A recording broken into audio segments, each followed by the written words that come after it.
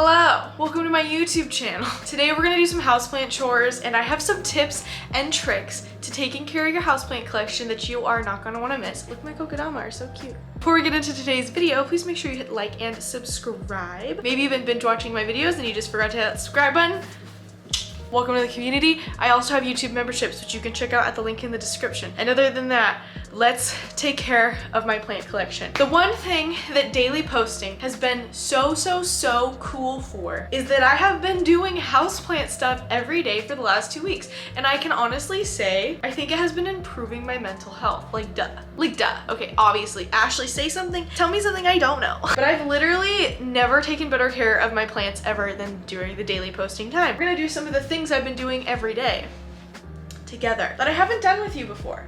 The first thing I'm gonna tell you about, you guys, did you know you could bottle your own distilled water? You didn't watch my hard water video, which I know you haven't, go watch it. I'll put it in the description if I can hecking remember. Is that hard water is really bad for your skin and for your body and also for your plants, unless it's on like an occasional basis here and there. But hard water is like really not the best for you. So I bought a Brita. Well, actually I found my old college Brita from when I lived on a college campus. I was like, okay, we're gonna start using this. I have been having to buy my water. Here's one I haven't opened yet.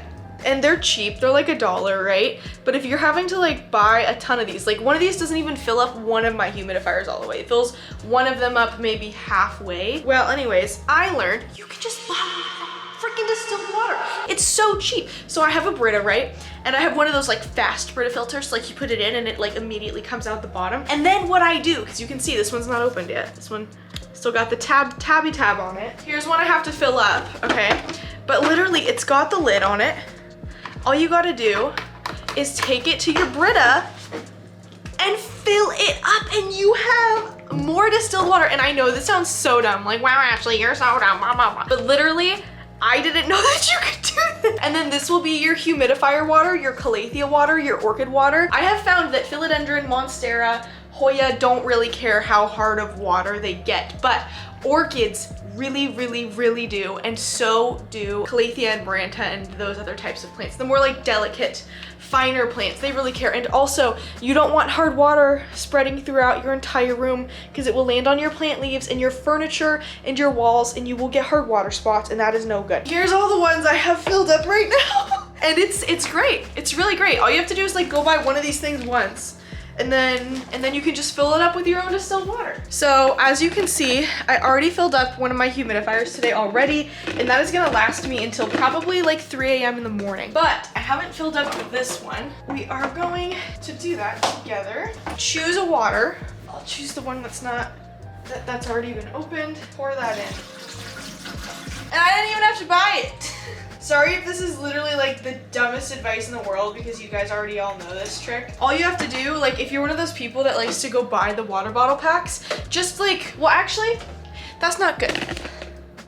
Because some plastics are single-use plastic and we don't like those plastics. There are some plastics you don't want to use more than once.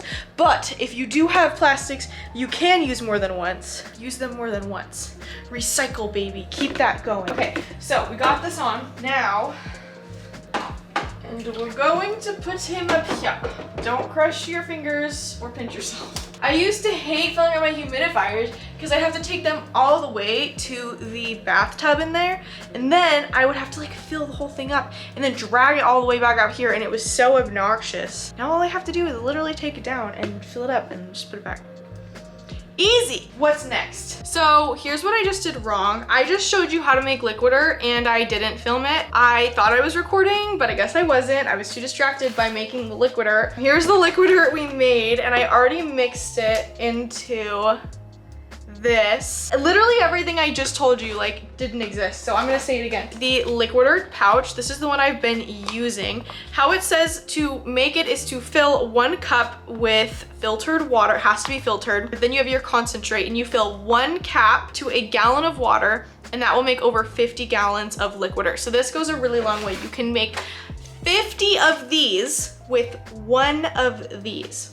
How I like to do it is sprinkle just a little bit of powder into the cap, and then I just put that directly into the gallon. And as long as you don't do too much, then it's totally fine. You can see my cap's a little dirty from doing that. I literally barely fill the very bottom of the cap, like literally it's hardly anything at all. I put it in here. And then I fill the bottom of my watering can with just a little bit of normal distilled water. And then I add this to that just to even it out, just in case I accidentally added too much liquid dirt. Let's go give my Hoya some liquid dirt because they always grow really slow. I mean, that's just like Hoya. But if you want to try out liquid dirt for yourself, you can use code plantme_25 with a capital P for any liquid dirt purchase on the liquid dirt website, and you will help support my channel and get a 25% discount. That is $25 off a $100 purchase. So go get yourself some liquid dirt. This is literally the only fertilizer I will use. Here is my little sun table. This is where I keep all of my Hoya and some Philodendron. We're just going to give some love to the babies. The other cool thing about liquid dirt is like the people that own it are actually really, really cool. You don't even have to worry if you're supporting a bad company because liquid dirt is wonderful. I did just water a couple of these a couple of days ago, so I'm not really giving them too much. Just giving them just enough. I'm gonna give some to my Monstera albo. And for best results, you're supposed to use liquid dirt with every single watering. Okay, we're out, so I'm gonna fill it up one more time. You can also root cuttings in liquid dirt and add it to a hydroponic solution. Okay, and then the last couple plants I'm going to give it to are my big sport variegated Monstera in the back right over here. He's got 4 new leaves coming in right now, all over. And we're just going to dump the rest of this in there. Perfect! Look at how exciting that is. We're gonna get a big new leaf. I'm so excited. The rest of my plants don't need to be watered right now, so I'm not going to be giving them anything right now.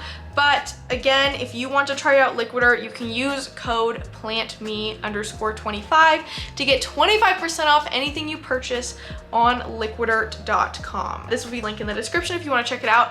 And it also goes the extra mile and helps support my channel. My orchids need to be watered. I also have to turn on my terrarium light. Amazing. What? It just stood in the way. You couldn't even see that.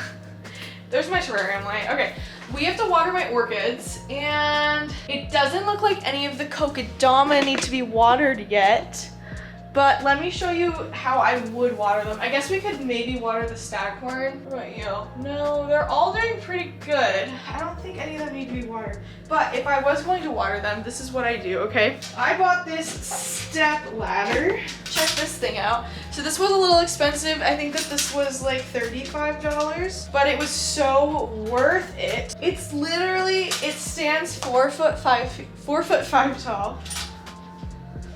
Like I need to go up there. Ready? I'm up here now. It's that easy. Then I have these little S-hook things, and I would literally just pop it off and then pop it right back on when it needs to be watered. The Curtisii could be watered for sure. We'll water this one. And Staghorn is putting out a new paddle. So, let's just water him just cause, yeah, he's a little dry. Carefully come back down, and see, here's the little S-hooks. That's how I put them on there and take them off. So I water these in my sink, which is right there. So all I do is I literally put the stopper in the sink, and then I fill it up, and I run them under the water so that they get a little heavy, and then I place them in there. Perfect. The Curtisii, though, have absolutely loved being hung from a kokedama. We did lose 2 kokedama plants. We lost pothos. They need to be watered way too much to be in a kokedama. And then we also lost a begonia. Well, we didn't lose it. He's just not in a kokedama form anymore. The next time I find a string of hearts for sale, I think I'm going to make another string of hearts kokedama. I think just succulents are what need to go up there. And then maybe another orchid at some point. But making them really hurt my hands. So I'm not exactly like in a rush to make more kokedama right now. Oh, we actually have to water my other orchids. So we have to take care of these. I kind of let them go a little too long in between waterings. These are the orchids that I mounted a couple weeks ago. And as you can tell, they are very dry. Like, you should not be able to fold up a plant leaf like that. I'm going to lay these in the sink as well and let them soak up some water. My Oncidium, which I'm also going to clean up. He's got a couple leaves that are really old. He's got new growth, so I know that he's doing okay. But some of these leaves back here are just like kind of gross. Here's another new growth spot right here. So I'm just gonna cut off the old stuff This one really needs some water. This one is still doing okay, but this one might not make it, so we'll find out. See, this is how you know when to water your orchid. Usually you shouldn't let it go this long, but your orchid, you know your orchid needs to be watered when it kind of gets like a Hoya. It gets pruny and soft and malleable, and you don't want that. I think that this is the one I did best at. So this flower is still around. It's the only one still around. And I just noticed yesterday he's giving me another flower spike. So even though those other ones didn't do well, this one did great. And his leaves are actually more succulent. It's still pretty soft, so like this is definitely time to water. But I think that honestly the difference is I gave this one a ton of more moss, I think, than I gave the other ones. Yeah, and these ones have like this one's leaves are kind of crazy, so. Okay, so I'm gonna go put these in the sink. Actually, let's cut them first. There are some orchids you don't want to cut the spike off of, by the way, because they're sequential bloomers, so like it might come back, but I don't think that Phalaenopsis, at least these Phalaenopsis are like that. Okay, so I cut the spike off. I do know that sometimes orchids can produce from an old flower spike. So see this is like hard water getting hecking trapped and then burning the leaf. We don't like that. The only other thing something like that could be is either sunburn or fertilizer burn, and I haven't fertilized these, so. A lot of people actually like to leave like the dead plant matter, but I really don't. I like the orchids at least to look nice. This is the one that Brooke sent me too, so I really want this one to stay nice. And our last one is this guy, and I think we just need to remove that leaf. Sometimes they pull right off, but that one needs to be cut, so. Okay, so you can kind of see them sitting on the counter right there. I'm letting them dry now. I just gave them a good soak. We could mist the terrarium. So this is my mister. I fill it up with distilled water, and then what we do is we just heckin' mist. We go crazy. We want to drench the orchids specifically. Like, we want to make sure that the moss is completely wet. And I know for a fact that this has been working, because for everything except the Lepanthes, I feel like I need to be keeping the Lepanthes on the bottom of the floor, but all of my orchids have been growing, and a ton of them are putting out new actual like leaves and stuff, so. Pleurothallus especially is in the middle of putting out 2 new leaves right now. But the plants have definitely been loving the purified water that I've been using for like the last 2 weeks. Okay, I feel like they're getting rained on. I used to think that begonia leaves didn't like getting wet, but like, they really do. That is how wet we got all of the orchids. And everything is nice and moist, and they love it like this. Like, everything in here is literally so happy. Except for one of my Lepanthes, it's not happy at all. Here's the new Pleurothallus leaf that's coming in. And we have another one right here, that little guy sticking up right there. Looks so nice. Yay, I just love this terrarium. Definitely worth it. Also, the glass is already so foggy. Means we're doing a good job. Here are my cuttings that are rooting right now. These guys actually don't need any care at the moment. Here's the brand new pubic calyx I just got, which is so amazing, and the other half is up there. This orchid is re-rooting. It got root rot, so he's, you know, doing his own thing. And then the Lebois is throwing hands like mad right now. So excited about that. But yeah, that is that prop box, and I actually just watered that yesterday. And here is the Philodendron box. Literally, it's just micans, and then this undescribed species right here, which is so beautiful and glossus. But yeah, I don't even think we've pretty much taken care of everything. There's these plants up here. This is, by the way, where I keep a ton of my plants. This is my Campospotorianum. He's getting pretty large again. I usually cut him every couple of weeks because he just grows really fast. He likes to grow on my other plants. And then my Tillandsia that I got from the guy who sent me the Ilsamanii, and my Hoya caryi is back here. And oh, actually, we have to take some cuttings. So I have one trade and then, well, 2 trays actually, and then 1 sale I need to take some cuttings for. So the first one we're gonna take, oh, I'm gonna sneeze. We have to take a cutting of this Hoya carrii, and I was going to give this lady this cutting right here. So I'm going to put together a little prop box. Actually, ooh, that's fun. Okay, I'll go get the little dish. We'll take the cuttings first, and then I'll go get the little dish. So here's the Hoya carrii cutting with the new growth point, which I am sending to a lady. The other 2 cuttings I'm going to be taking are of my Illagerum and then my Hoya fungii. So we're gonna give her a nice amount of stem. This is actually my favorite part of the plant, so I'm kind of sad to see it go, but it took up a lot of extra space, so I'm kind of glad it's like doing its own thing now. The Illagerum. I promise I'm trying. That's this guy that you guys always talk about in my videos. It's actually not my favorite Hoya. It only looks like this because it is so sun stressed. This is not its natural color at all, and it took a ton of sun to get it to do this. Not too worried about it, like, you know, growing in the future. And I like the 2 bottom leaves better anyway, kind of on their own like that. So here is the cutting we took. I also wanted to take a cutting to send to the girl Miranda who sent me the splashy pubic calyx. I can't decide what it's gonna be though. I was thinking about maybe sending her this like weird lacunosa thing that I have. It has like some leaves that look like lacunosa and some that look like Hoya corniana. Ooh, my Hoya skinneriana is throwing hands. That is so exciting. Okay, so I decided to take this conjoined cutting. This is actually, believe it or not, supposedly the same plant, but some of the leaves look completely like lacunosa and some of them look completely like corniana. It doesn't exactly make sense, but yeah, it's weird. Harley and I found these. I think Harley got hers at Paradise Palm and I got mine at Cactus and Tropicals, Salt Lake Glass. It's just very weird because literally that looks like Hoya corniana and this looks like lacunosa, but they come from the same stem.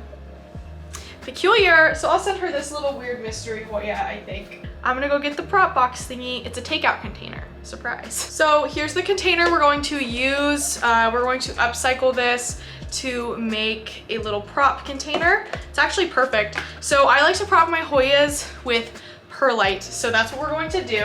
Literally just dump that thing in there, fill it up with some perlite. Now I'm gonna add some distilled water and liquid earth. Woo! That was a little too much. Mix that bad boy around. We actually put a little too much in here, so I'm going to drain it. So here's how I do this. So I'm gonna actually lay you guys down. We're gonna take this, okay? We're just gonna like, whoop. We're just gonna stick it in there. The leaves are making this very difficult. Okay, we got that in. So that one's in there. Next we have the little fungi. So that one's just gonna, we're just gonna like nestle it right in there. Next we have our carrii. This one's gonna take up the most space. So actually I'm gonna move this one and this one to make some space for the carrii. Just kind of like push some of the perlite up around it. Hoya are really easy to root in perlite. I've never rooted a carrii before though, so this will be kind of fun. Then we're going to take our little lacunosa corniana and just kind of like lay it in on top, make sure that some of the stem is touching, and then you have your little Hoya prop box. Now what I like to do is for the first couple hours, I like to completely close the prop box. And then after a couple hours, I open it for the next few days and I let it air out. That's how you prevent the Hoya from rotting, because these are a succulent type of plant. So you just wanna make sure that they don't rot. So I'm gonna set this actually on top, I think, of my little alocasia guy. Give him some extra light that way. And yeah. So before I end the video, I wanted to show you guys like kind of the process of how these plants soak up the water. So you can see that the moss is like very, very damp right now, and these guys are currently soaking and will be soaking for the next few hours. It takes a lot more time for the moss to be completely soaked all the way through. A good way to test it is to like kind of keep squeezing and like kind of feeling. You can see that the Hoya is still pretty dehydrated. This one will definitely get hung back up tomorrow, but this one might have to soak for another day because plants dry out a lot faster when they're in the little kokedama balls or when they're mounted just freely in moss, as I learned with the staghorn. Also, in the time it took me to fill up the humidifiers, the room was, when I came back up here, at 24%, because I had one of the windows open. I have since closed the window. Both the humidifiers are running, and it looks like it is at 47% higher up and 39% down low, and that is just within the last 45 minutes of me filming. So I say good work, team. Here is a little closer look at the prop box. You guys can kind of see it's very cute. Also, I just want to show you the newest leaf that my variegated heteracea put out. That is so nice. Oh, it looks so good. It is a good view.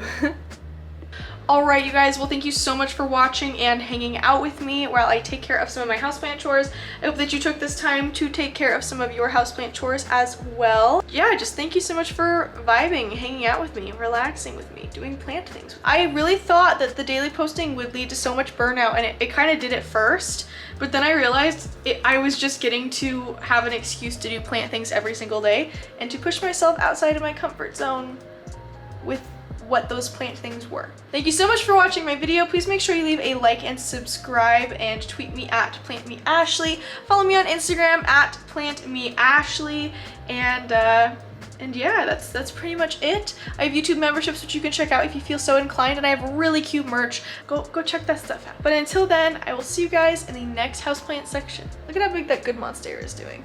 Okay, goodbye.